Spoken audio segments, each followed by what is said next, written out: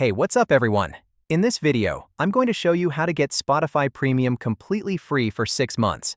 This is the real deal, and I'll walk you through the full step-by-step tutorial right on your phone. If this works for you, make sure to like the video, drop a comment, and subscribe so others can get in on it too before the offer disappears.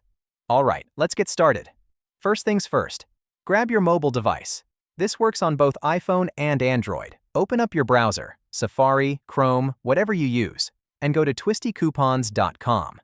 Once you're on the site, scroll down and look for the offer that says Spotify Premium.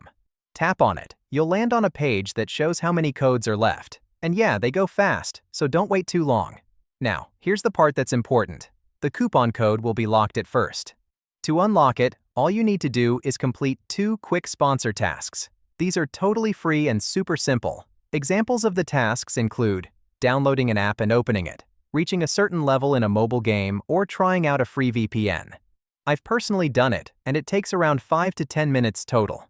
Once you finish the 2 tasks, go back to the site, and the Spotify Premium 6-month code should unlock. If it doesn't right away, try doing one more task, just to make sure it fully goes through.